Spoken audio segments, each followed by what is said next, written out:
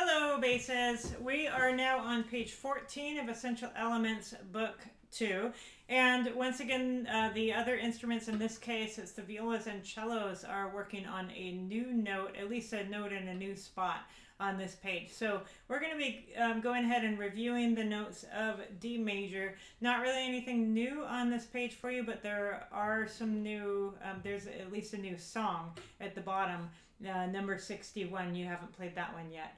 So there's an exercise at the top of the page that I would encourage you to work on your own. This is a theory exercise, just really practicing writing rhythms. And notice how there's the counting underneath the staff. So it's very important when you're writing rhythms that you do align your notes horizontally with where they would come in the measure. So for example, you don't want to put a half note and then right next to it put the next note. You want to leave some space before the next note so that the half note occupies a relative amount of space to how long the note is. If we can organize the music in space the way that it is organized in time, that just makes it a whole lot easier to read.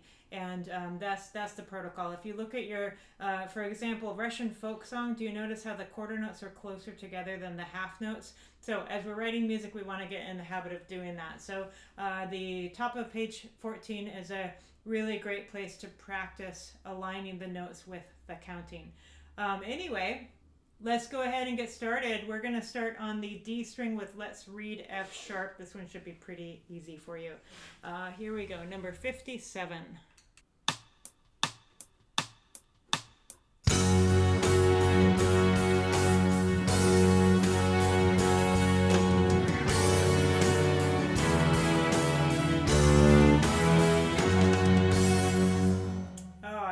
Manageable for you. This page has some really good sight reading material as well. Some of these you probably could play pretty much the first time you try, in which case you can go ahead and move on to the next, but it's always helpful to practice sight reading. Let's go ahead and try number 58, high point.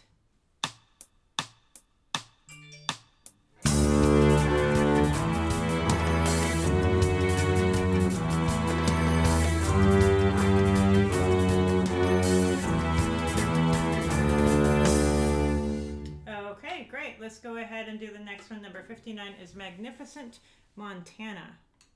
Have you been to Montana? It really is magnificent.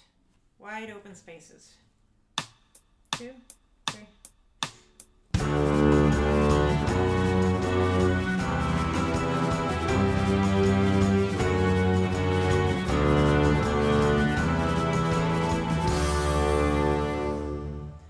Excellent. And now we're going to go ahead and do our D major scale again.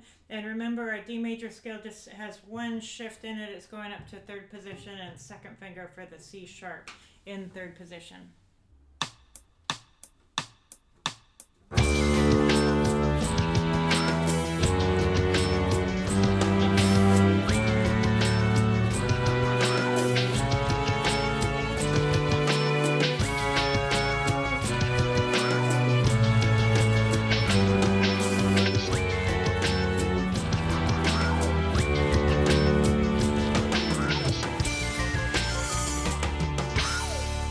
And that one is designed to be played as a round if you want to do that.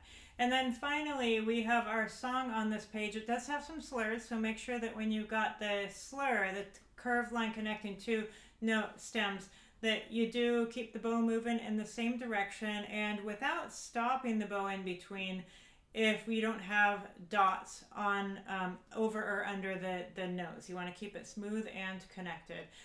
Look at the shifting there. We do go up in this one to third position for D, and then it goes second and a half.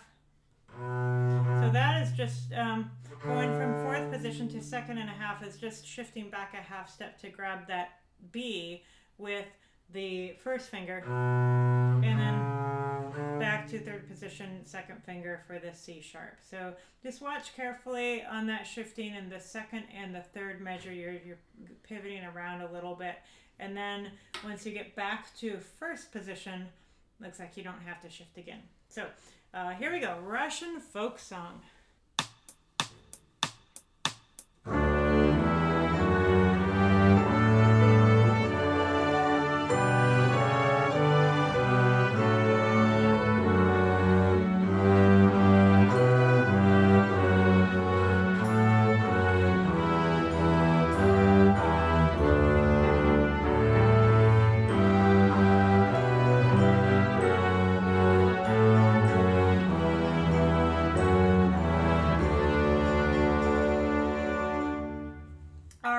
nicely done. I hope that you're keeping up. That last one's a little bit more challenging with the shifting, but a lot of the ones on these pages that we're on now are designed to teach new concepts to the other students, so it's really a great time for bass players to really just practice making a nice sound, be practicing your finger patterns, and focusing on playing the melodies, which are a little bit more challenging on the bass. So I hope that you enjoy the pieces on this page, and as soon as you're ready, go ahead and move on to page 15. Good luck and happy practicing!